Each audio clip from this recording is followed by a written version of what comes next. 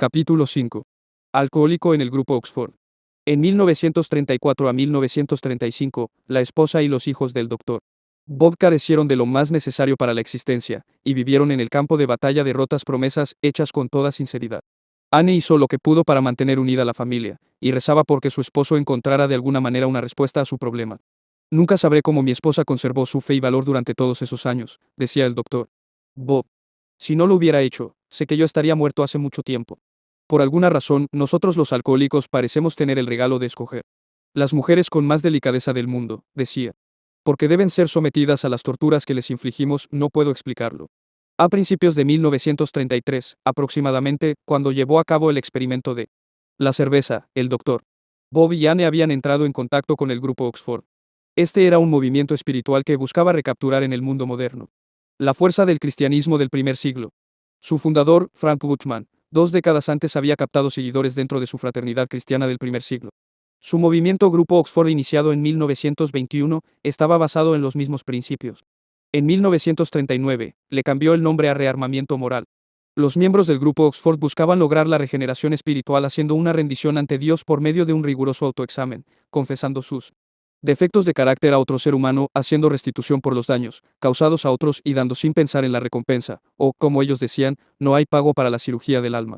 Sin embargo, aceptaban contribuciones. Estaba puesto el énfasis en la oración y en buscar la guía de Dios en todos los asuntos. El movimiento confiaba también en el estudio de las escrituras y además desarrolló una literatura propia. En el corazón del programa estaban los 4 absolutos: honestidad absoluta, desinterés absoluto, pureza absoluta y amor absoluto. En 1948, el Dr.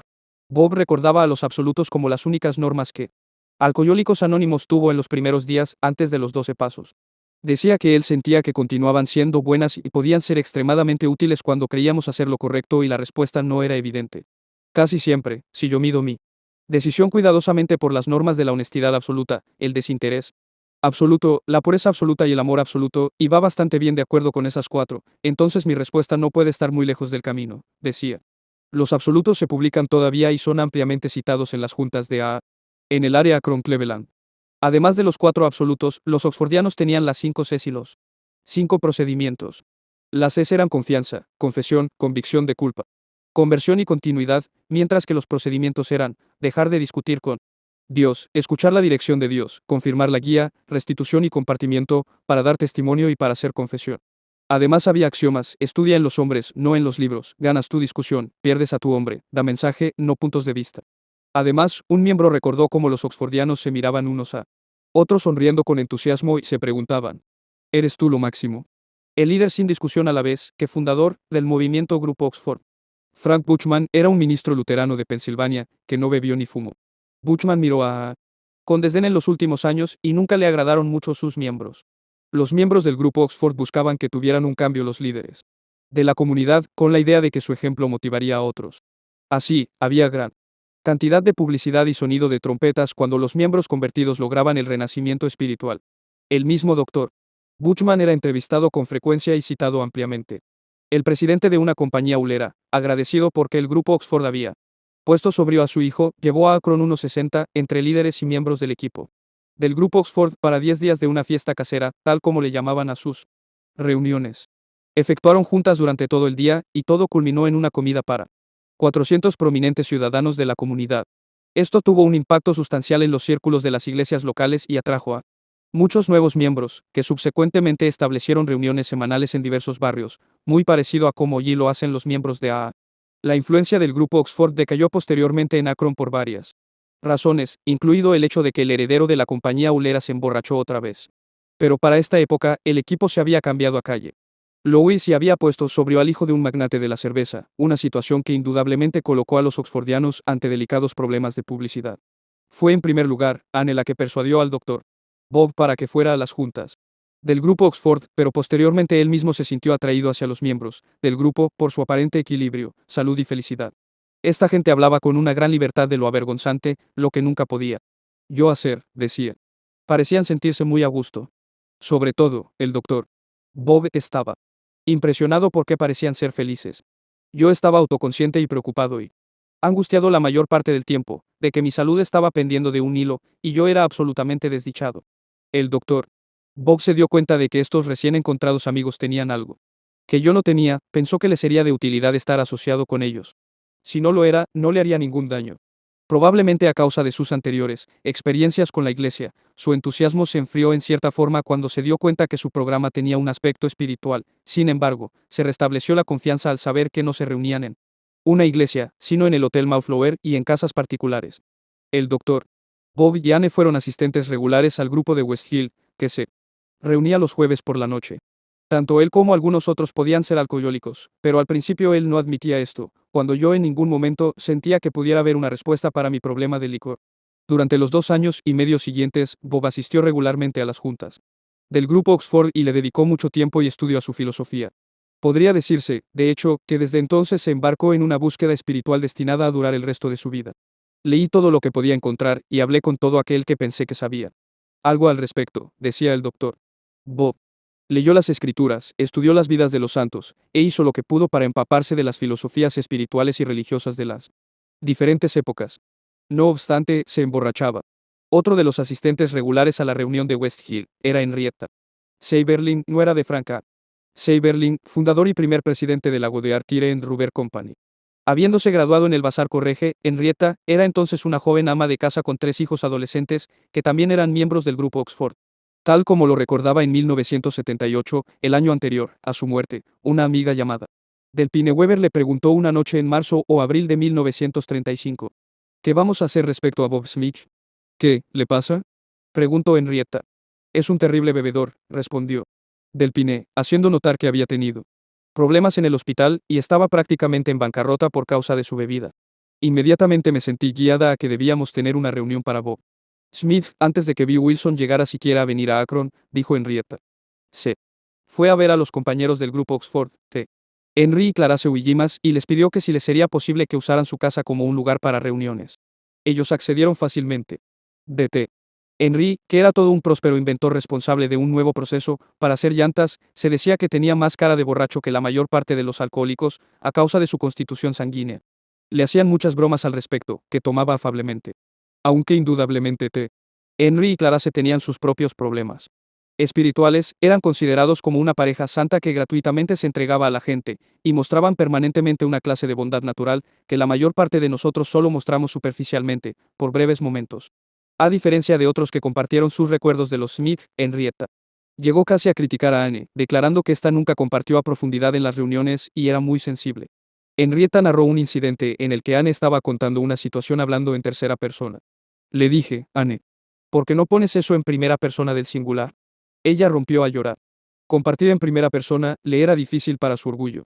Pero me conocía la suficientemente bien como para saber mis motivos y ella confiaba en estos. Sabes, debíamos mantenernos en lo más alto. Bob era muy limitado en su conversación, dijo Henrietta. Era absolutamente honesto y nunca chismeaba. Difícilmente podría yo saber cuáles habrán sido sus limitaciones excepto en la bebida. Tenía un carácter fuerte como el peñón de Gibraltar. En sus días de dijo ella, nunca hablaba como uno de los fundadores. Él siempre decía, yo nada me ese trabajo ahí. Habiendo encontrado un lugar en el cual reunirse, Henrietta citó entonces a algunos de los miembros del grupo Oxford para que asistieran.